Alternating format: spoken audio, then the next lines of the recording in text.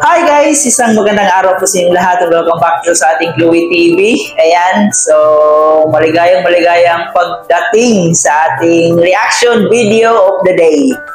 And ang reaction video na to ay tungkol kay Jomar in-interview siya ni Kuya Neil. So dito nga sa interview na naitanong ni Kuya Neil, ayan, huwag natin kalimutan si Kuya Neil guys, na before ang lahat, huwag kalimutan i-subscribe si Kuya Neil. Isa din po yan sa K-Boys, isa din po yan sa reactor ng Kalingap.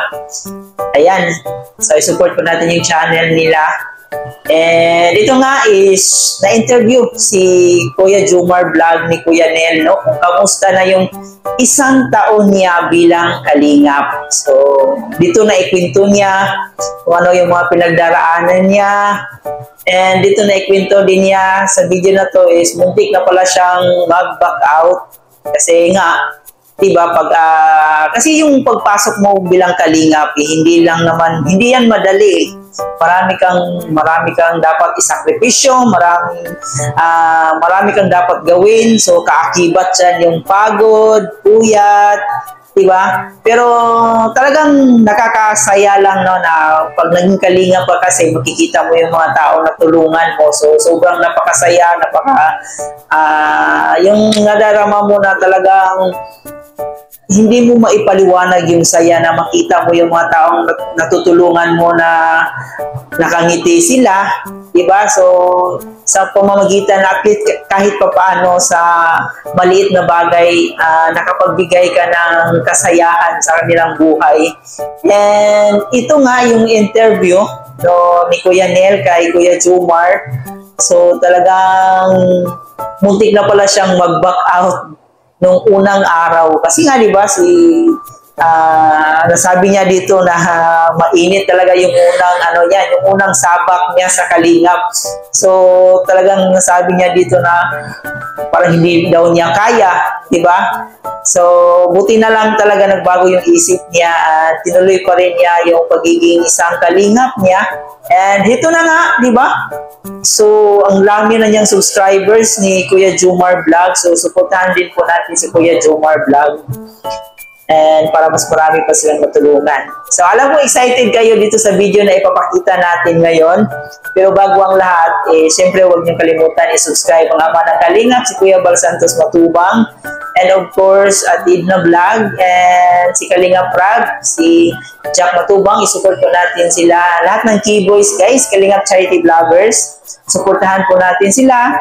And huwag po tayong mag-skip ads kasi sa pamamagitan na yun, napakalaking tulong na po yung hindi pag-skip ng ads. Kasi yun din po yung pangtulong nila sa mga taong nangailangan. And of course guys, alam ko excited na kayo, pero syempre kung gusto mo na itong klaseng reaction video, huwag kalimutan mag-like, share, comment sa ating video, and of course mag-subscribe na rin kayo. So tara na, panoorin na natin itong interview ni Kuya Neil kay Jomar, no? And ito nga yung title niya, Jomar may inamin sa ginawa niya kay Carla. So nakakakilig. So may part din dito na naitanong ni Kuya Neil, kasi yung part 38, may itong picture na to, yan, yung sinubo ni Kuya Jomar yung photo. So, pala, dyan, may kagat pala niya yung photo. Kasi nung pinusubo niya ng walang kagat, hindi tinanggap ni Carla. So, hindi, accidentally lang naman, sabi niya, accidentally talaga niya na nabigay kay Carla yung kinagatan niya. And yun is kinain naman pala ni Carla, and yun yung nakakatuwa sa video na to. So, alam ko excited na kayo guys, kaya panoorin na natin itong video ni Kuya Neil. Let's go! Pero una kasi nagbibigay ako sa kanya ng yung buo pa, hindi ko pa kinakagatan. Ewan ko, bigla na lang. Hindi na kinakain, yung buo, hindi niya kinakain. Oh. Ay, grabe! Tapos yung medyo last part na, yung itlak.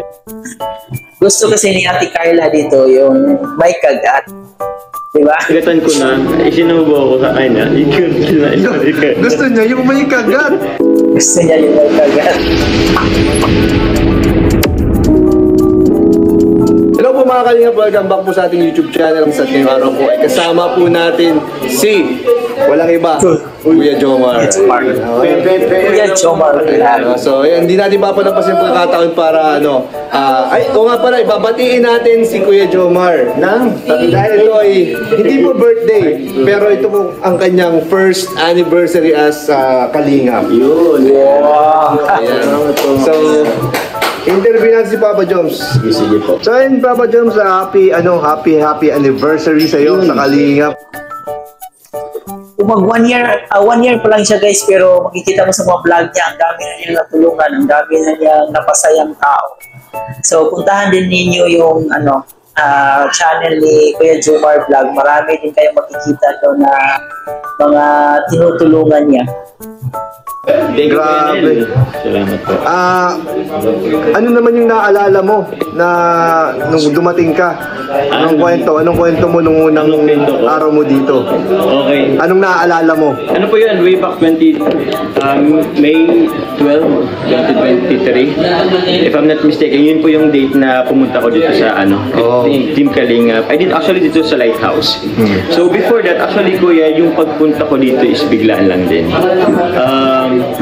That time, nagdadalawang isip ako panong araw na yun. Actually, parang nagdadrive na ako tapos parang ilang kilometer pa lang parang napapabakot na ako.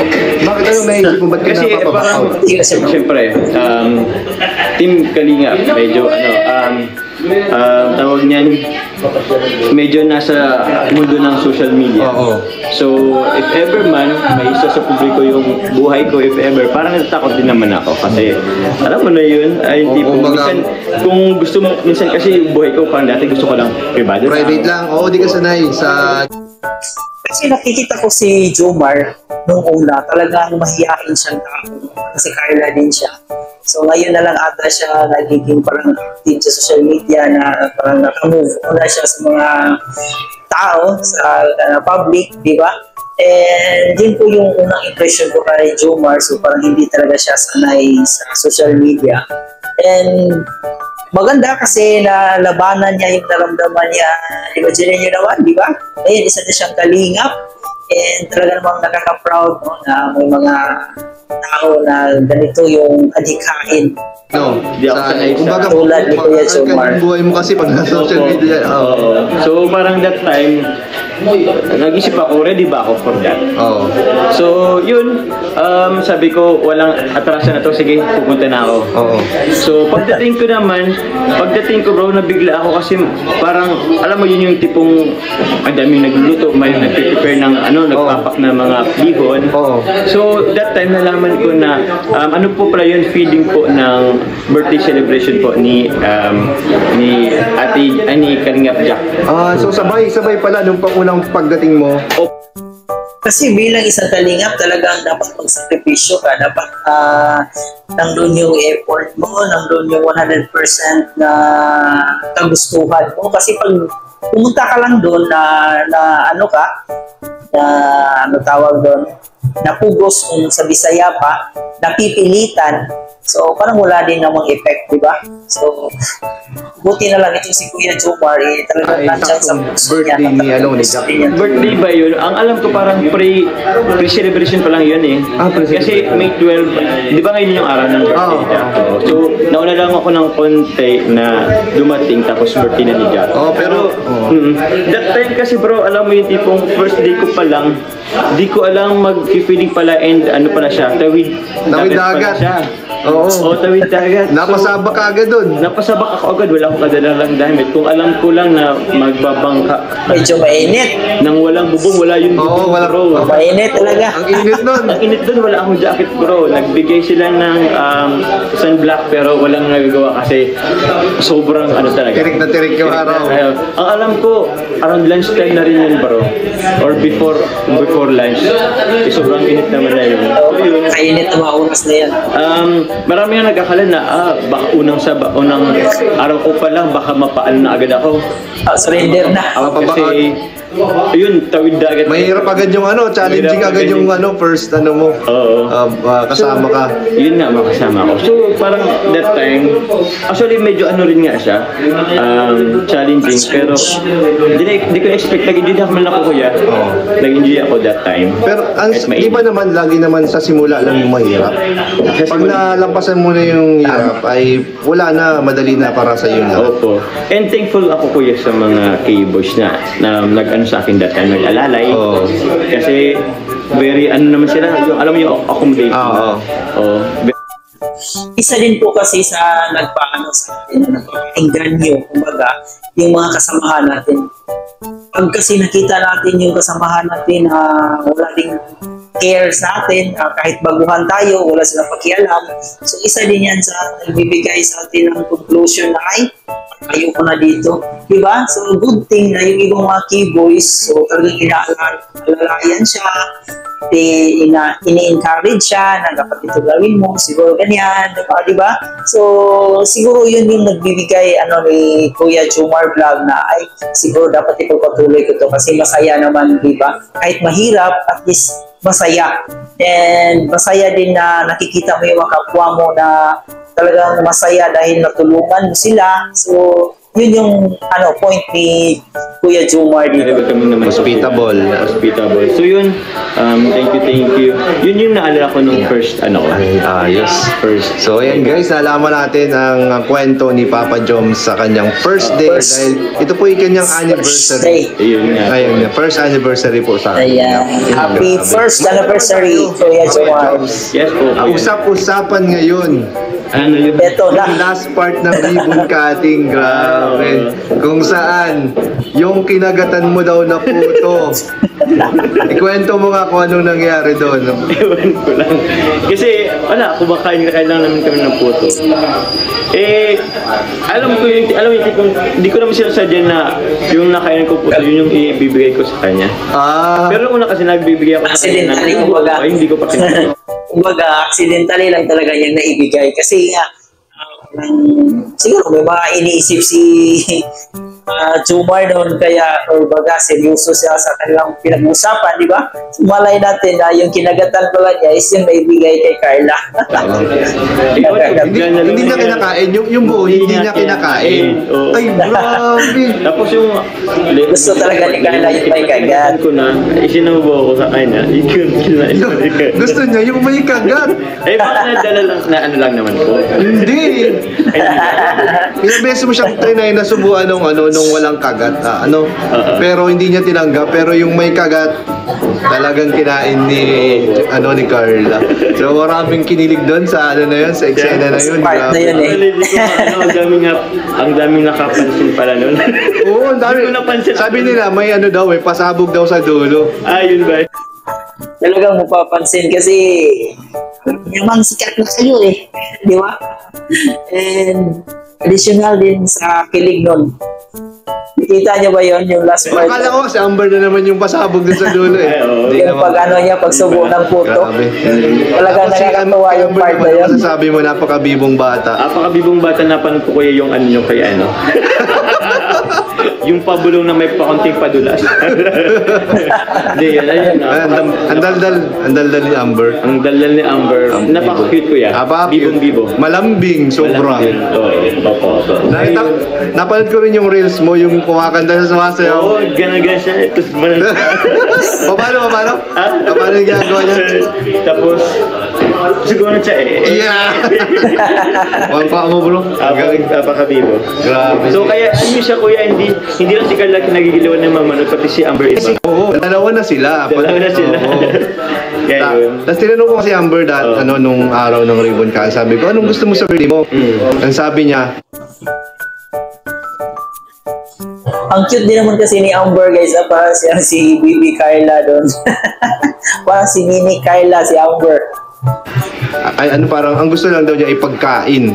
Ipagkain? Oo. Para daw siya, para mabusog daw siya, tapos lumaki na daw siya. Ay siya? Oo, sabi ko. Bakit mo gusto mong lumaki na agad? Para maging kagaya daw ni Ate Carla. Ano ko yan? Inano niya si Ate? Hindi siya materialistic, no? Hindi siya materialistic. Oo. Napaka futuristic ng mindset ng bata. Opo. Grabe. Pero kung ako sa kanya, sana wag na muna kasi alam niyo tipong napaka-cute ng bata. Oo, enjoy na lang niya. Enjoy na muna niya. Enjoy na lang niya. Para sa akin, parang ay wag ka na munang lumaki. Yan. Di ba? Ano man, di ba? Ang sarap maging bata. So, dapat lang huwag manaliliin yung pagiging matanda natin. Oo. Enjoy muna natin yung kabataan natin. Ayun. Thank you, bro.